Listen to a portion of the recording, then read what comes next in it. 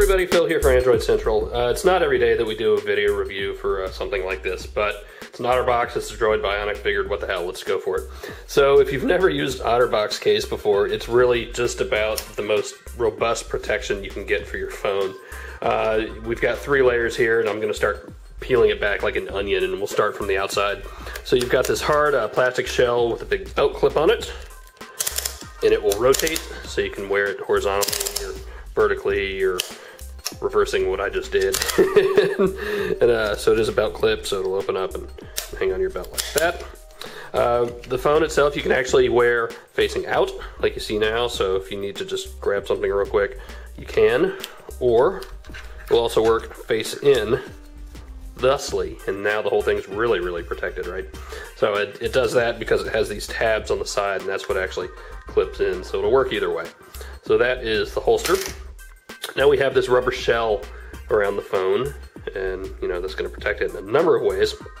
You can actually still have access to everything, so here's the power button, works just fine. Here is a little flap for your 3.5mm headphone jack, and when you put it back on, you're going to want to make sure it's seated. You kind of got to finagle it a little bit. Volume buttons still work just fine, and you've got another flap down here for your micro USB and HDMI ports. Also note on the back the camera, so it's still it's uncovered actually. It's one of the only things that is not covered at all by the case. So the camera still works, and then you still have this little hole here for the noise canceling mic. That's important. We've seen cases in the past not even realize that, and it's been a while, but it is something to look out for. So you have this little rubber shell, and it comes off thusly. It's actually pretty easy to take off, just pry it right off. When you're putting it back on, you're gonna wanna kind of use your finger and just smush it back in there.